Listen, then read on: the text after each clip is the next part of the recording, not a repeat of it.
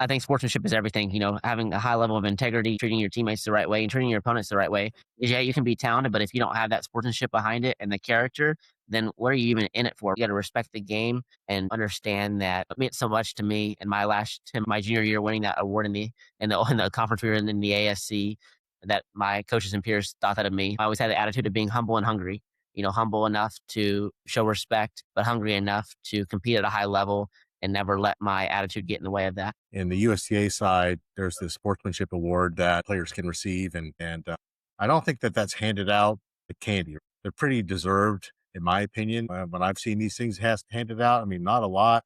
I think I saw at the Texas Slam there was 12 out of 600 kids that got it, and I happen to know one little girl, pretty young. I think she's in the 12U division, but she's gotten three of them in the last year from different officials, and I'm kind of wondering, like, if she's got this progression between now and assuming she wants to play collegiate tennis, how much does that play into things? I mean, it's an award, but it's not her skill on the court. But I got to imagine that that's got to have some impact. It definitely has weight. There's definitely weight to that. I think when you see somebody's character, especially in the USTA setting, because everybody at USTA, there's no high school coaches around, there's nobody controlling you. It's you and your parents there, and so having that level of sportsmanship and character on the court really determines and drives how we look at players beyond just a number.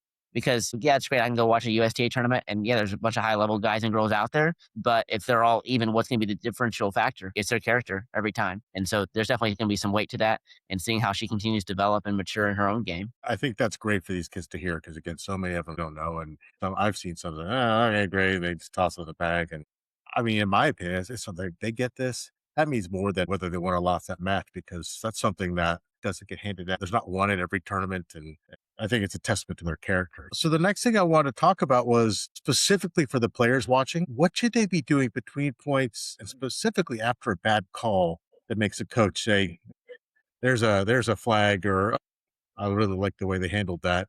I mean, bad calls happen. It's a Yeah. matter of the game. So is there behavior that is okay?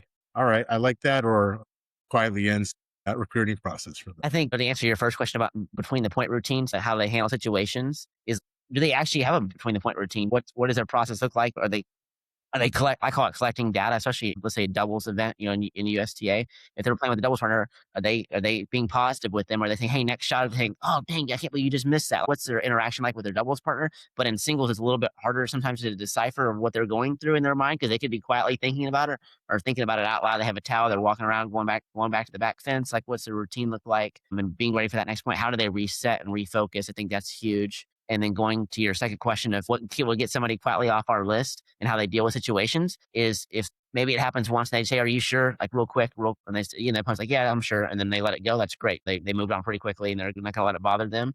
But if it happens a few times, they get the ref, and then the ref's like, "Oh no, it's call," then no need to overturn it.